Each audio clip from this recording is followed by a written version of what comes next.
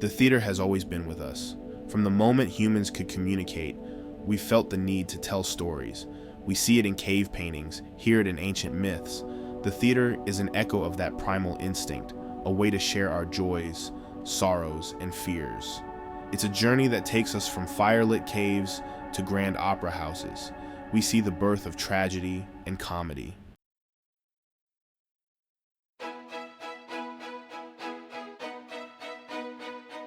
Storytelling is as old as humanity itself. It's how we make sense of the world, how we connect with each other. Around campfires, under starry skies, we've always shared our tales. These stories, passed down through generations, became the foundation of our cultures. The theater formalizes this ancient impulse. It gives it a structure, a stage, a language. The earliest forms of theater were often ritualistic. They were deeply connected to the rhythms of nature, the cycles of life and death.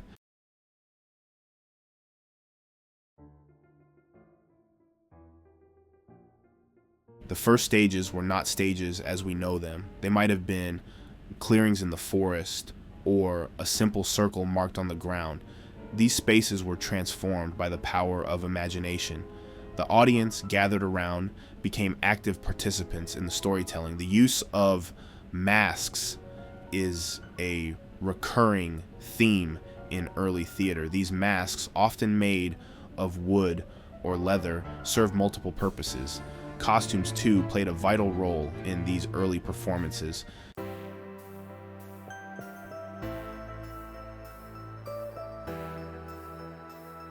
Despite its many forms and variations, theater speaks a universal language. It's a language that transcends cultural boundaries, one that resonates with something deep within us. The theater holds up a mirror to our lives.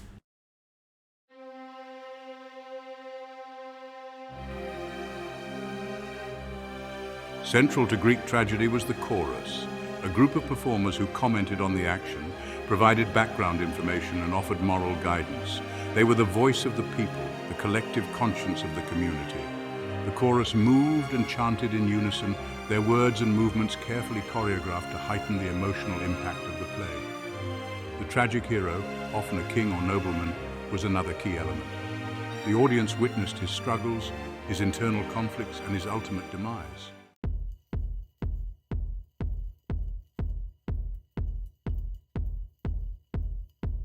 While tragedy dealt with weighty themes, comedy offered a satirical and often bawdy counterpoint.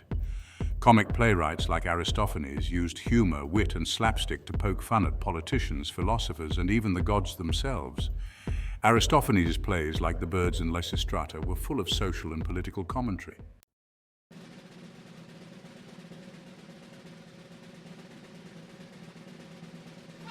The Roman conquest of Greece in the 2nd century BC marked a turning point in the history of theatre.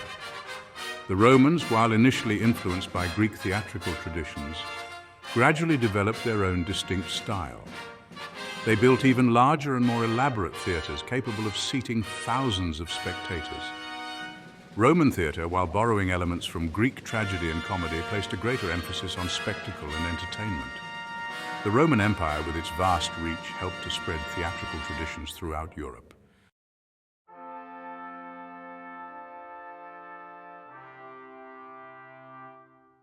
As the Roman Empire crumbled, so too did its theatres. The once grand amphitheatres fell into disrepair, their stages silent. For centuries, Europe experienced a period of instability and transformation. Out of this turbulent era, a new force emerged, one that would reshape the theatrical landscape: the Christian Church. Unable to eradicate the deep-seated human desire for performance, the Church embraced theatre as a means to convey its teachings to a largely illiterate population.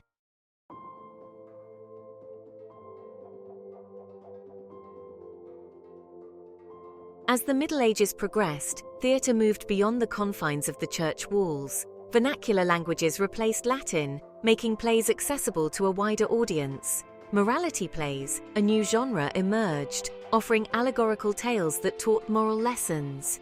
These plays presented a cast of characters representing virtues and vices, such as justice, mercy, greed, and gluttony. A troupe of traveling players arrives, their wagon laden with props and costumes. The play, Everyman, unfolds, depicting the journey of an ordinary man facing death and judgment.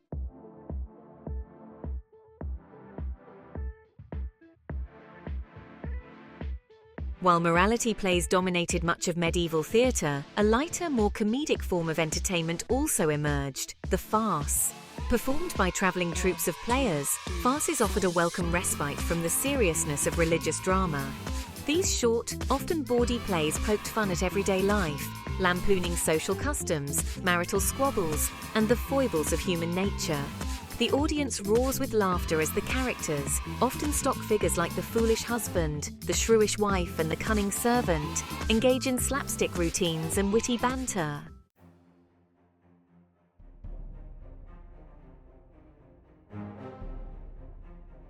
By the late Middle Ages, the seeds of change were being sown. The Renaissance, with its renewed interest in classical learning and humanism, was on the horizon. This cultural shift would have a profound impact on theatre, leading to a rediscovery of ancient Greek and Roman plays and the development of new dramatic forms. The medieval period, often dismissed as a dark age for theatre, was anything but. Morality plays and farces, each in their own way, reflected the concerns and aspirations of medieval society.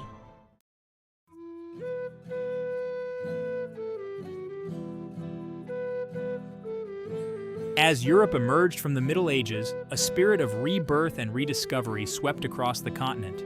The Renaissance, a period of remarkable intellectual and artistic ferment, marked a profound shift in human consciousness. Renaissance thinkers embraced the wonders of the earthly world, celebrating human potential and the pursuit of knowledge. The rediscovery of classical texts, particularly the plays of ancient Greece and Rome, ignited a passion for drama in its purest forms. Inspired by these classical models, Renaissance playwrights sought to emulate the grandeur of Greek tragedy and the wit of Roman comedy.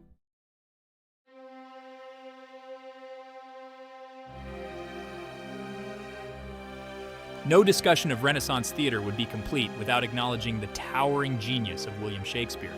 Writing during the Elizabethan era in England, Shakespeare transformed the theatrical landscape with his unparalleled mastery of language and profound insights into human nature.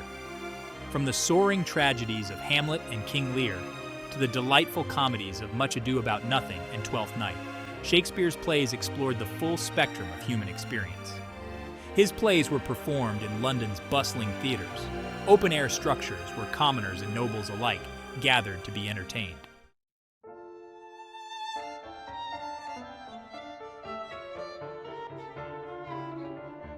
While England celebrated the genius of Shakespeare, Italy witnessed the emergence of two new theatrical forms, Commedia dell'Arte and opera. Commedia dell'Arte, a highly improvisational form of theater, featured masked characters, stock situations, and a great deal of physical comedy. Opera, on the other hand, represented a fusion of music, drama, and spectacle.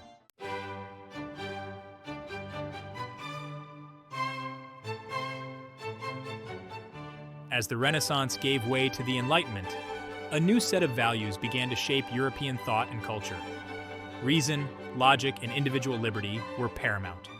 Playwrights like Molière in France and Goldoni in Italy satirized the excesses of the aristocracy and championed the values of reason and moderation.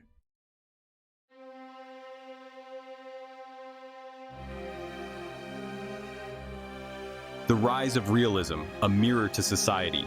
The 19th century witnessed a seismic shift in the theatrical landscape with the emergence of realism. Realism sought to portray life as it was, with all its complexities and contradictions. Playwrights like Henrik Ibsen in Norway and Anton Chekhov in Russia penned plays that reflected the social and psychological realities of their time. The characters, dressed in ordinary clothes, speak in natural, conversational tones, their words revealing their inner struggles, their hopes, and their despair. Realism emerged alongside a growing awareness of social issues.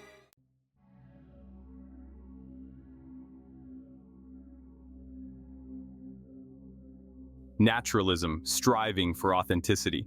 Naturalism, an offshoot of realism, emerged in the late 19th century, pushing the boundaries of theatrical representation even further. Naturalists believed that theater should be a scientific observation of life, a slice of reality transported onto the stage. They sought to create a completely immersive theatrical experience, one that left no detail to chance. Playwrights like Émile Zola in France and August Strindberg in Sweden explored the darkest corners of human existence.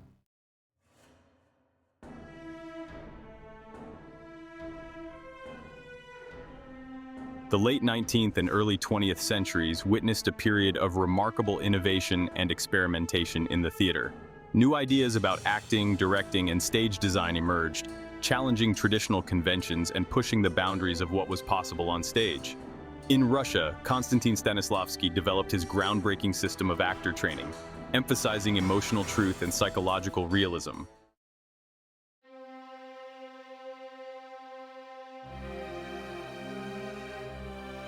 Another significant development during this period was the emergence of the director as a distinct theatrical artist.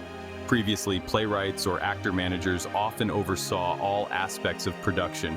However, the increasing complexity of theatrical productions led to a need for a single unifying vision. Directors like André Antoine in France and Max Reinhardt in Germany experimented with new staging techniques, lighting effects, and ensemble acting.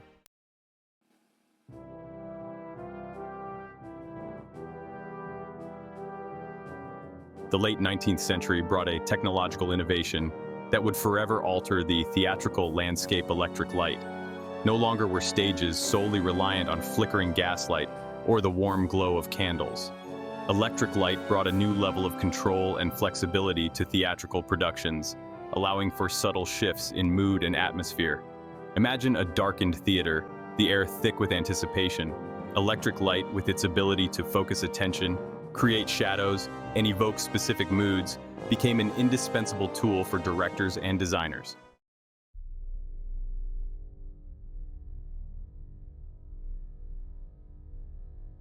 Section 2, a new language, technology, and stagecraft. As the 20th century progressed, technology continued to shape the evolution of the theater. Innovations in stage machinery, sound amplification, and projection technology opened up new creative possibilities for playwrights, directors, and designers. The stage became a laboratory for experimentation, a place where technology and artistry converged to create groundbreaking theatrical experiences. Imagine a stage transformed into a fantastical landscape, complete with moving scenery, projected images, and a soundscape that transports the audience to another world. Technology allowed for the creation of increasingly elaborate and immersive theatrical productions, blurring the lines between reality and illusion.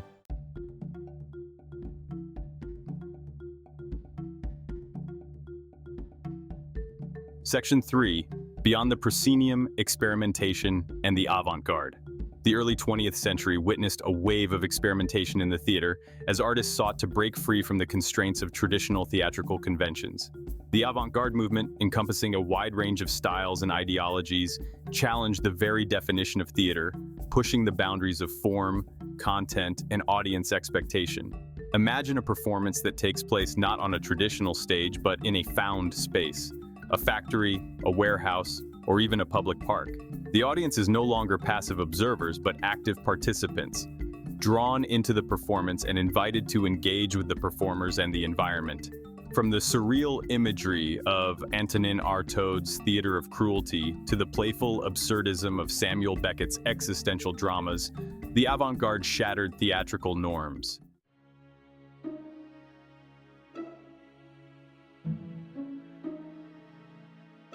Section 4, The Digital Age, Multimedia and Beyond. As we entered the digital age, the lines between theater and other art forms continued to blur. Multimedia productions, incorporating elements of film, video, animation, and interactive technology, became increasingly common. The internet, too, emerged as a new platform for theatrical performance, connecting artists and audiences across geographical boundaries and opening up exciting new possibilities for creative expression. Imagine a performance that seamlessly blends live actors with projected images, creating a hybrid world where the real and the virtual collide. The audience, equipped with smartphones or tablets, can interact with the performance in real time, influencing the course of the narrative or even becoming characters themselves.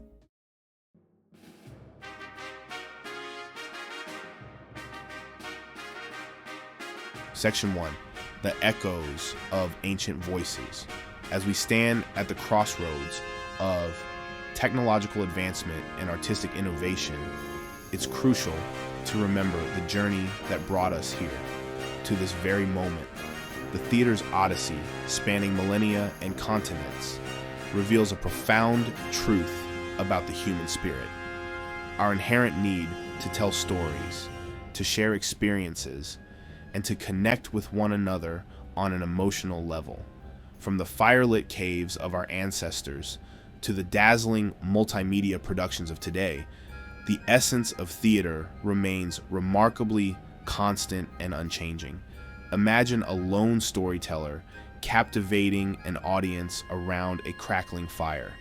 Their voice, filled with emotion and passion, brings myths and legends to life, transporting listeners to other realms and distant worlds. Now, picture a packed theater, the air abuzz with anticipation. The lights dim, the curtain rises, and a hush falls over the crowd as actors on a technologically advanced stage weave a tale that resonates deeply with the human experience. The settings and mediums may change, but the core elements remain. A story to be told, an audience eager to listen and engage, and the transformative power of shared experience and collective imagination.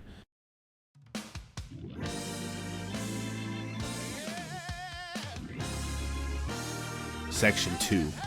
The enduring power of live performance.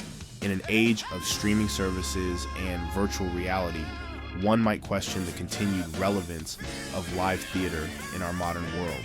Yet despite the proliferation of entertainment options vying for our attention, the theater continues to thrive, attracting audiences eager to experience the immediacy and intimacy that only a live performance can provide. There's an undeniable magic that unfolds when actors and audiences share the same space, breathing the same air, their energies intertwined in the ephemeral present moment. Imagine the rustle of programs, the hushed whispers, the palpable sense of anticipation that fills a theater just before a performance begins. The lights dim, the stage comes alive, and for the next few hours, a unique and unrepeatable event unfolds before your eyes. The actors, fueled by the energy of the audience, deliver performances that are both raw and meticulously rehearsed, creating unforgettable moments.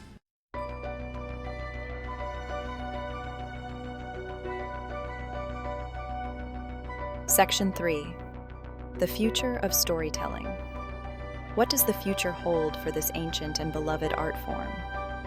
As technology continues its relentless march forward, the theater will undoubtedly continue to adapt, evolve, and surprise us with its boundless creativity and innovation.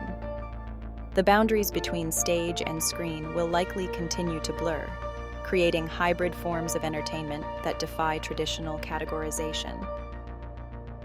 Virtual reality and augmented reality hold immense potential for immersive theatrical experiences, transporting audiences to new worlds and allowing them to interact with performances in unprecedented ways.